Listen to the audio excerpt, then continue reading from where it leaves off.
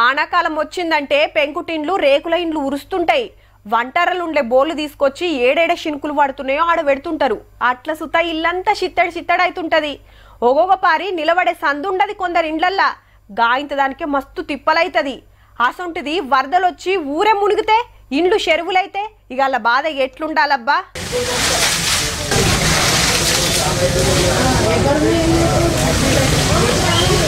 ఏమని చెప్పాలి ఎట్లని చెప్పాలి? కామారెడ్డోళ్ళని మందలిస్తే కండ్ల నీళ్లు తీయబట్టిరి. కొన్ని కాలనీళ్ళైతే నెరి అధ్వానం. వరద పోయి బురద మిగిలింది. ట్యాంకర్ల కమానం నీళ్లు పోసి కడిగినా ఈ బంకమట్టి ఓతట్టు లేదు. ఇండ్లలున్న సగులం సామాన్లు పనికి రాకుంటాయినాయి పాపం. ఏమీ లేవు.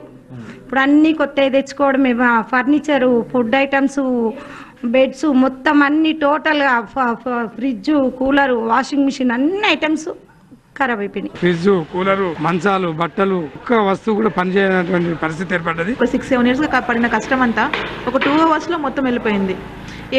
ఏది లేదు. అన్ని సామాన్లన్నీ ఏవి పనికి రాకుండా ఇదైపోయినాయి. బట్టలు ఏవి కూడా ఇంట్లో పనికిరావు. అన్ని కొత్తగా తెచ్చుకోవాలి. మళ్ళీ ఏ ఇంట్లోకి తొంగి చూసినా ఇదే పరిస్థితి. మొన్న తక్కువ వరదనా మరి. అందరు పండుగ పనులుంటే పగబట్టినట్టే కమ్మేసే వరకు చెట్టు కోకలు పుట్ట కోకలు అయినరు. వినాయకుడిని పూజ చేద్దామని అక్కడ ఉన్నాము. 10 నిమిషాల్లోనే మొత్తం వాటర్ వచ్చేసి ఇంట్లో మొత్తం ప్యాక్ అయిపోయినాయి. 1 to 7 వరకు బంగ్లా పైన స్టే చేసినాం. అక్కడే ఉన్నాం వర్షంలో తడుచుకుంటూ. 2 hours పైన ఉన్నాం. తర్వాత ఆ బంగ్లా పై నుంచి ఆ బంగ్లా పైకి జంప్ చేసినాం అందరం.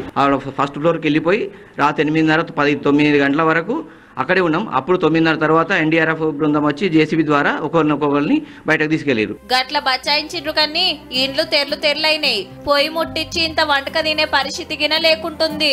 ఒక డాక్యుమెంట్ గానీ, ఒక సర్టిఫికేట్లు కానివ్వండి, పిల్లలు చదువుకునేటువంటి సర్టిఫికేట్లు కానీ, పిల్లలు చదువుకునేటువంటి బుక్స్ కానీ ఏమీ కూడా లేదు. కారు కొట్టుకపోయింది, కారు పోయింది. పానాలు బతికినాయి అంతే. పానాలతో వెనక నుండి వచ్చినాయి వాటరు. 5 minutes లలోనే మేము ఏదన్నా అనుకుందాం అనే లోపలనే మొత్తం ఆల్మోస్ట్ ఇక్కడ వరకు వచ్చేసిన ఇంట్లోకి. అయితే ఇంతకు ముందు వచ్చినాయి కదా, అక్కడ దాకా వస్తాయేమన్నా లోపలికి వెళ్ళిపోయాం అన్నట్టు. లోకల్ వెళ్ళిపోగానే మా వెనుకనే వచ్చినాయి వాటర్. 50 వరకు కింద సామాన్ ఉన్నది, అది తీసి పైన పెట్టేటోడికి మొత్తం వాటర్ వచ్చేసి. ఇవన్నీ సాఫ్ చేసే వరకు ఎన్ని రోజులు పడుతుందో. ఇంట్లోకి ప్రతి ఒక్కటి మళ్ళా కొనుక్కోవాల్సిందే. అంత కొత్త సంసారం లెక్క అయిందనుకో రాదుండ్రి. సర్కారోళ్ళు ఇంత ఆసరైతే బాగుంటదని అందరూ ఒక తీర్లు అడుగుతారు. కామారెడ్డోళ్ళకి వచ్చిన కష్టం ఇంకెవ్వలకు రావద్దబ్బా.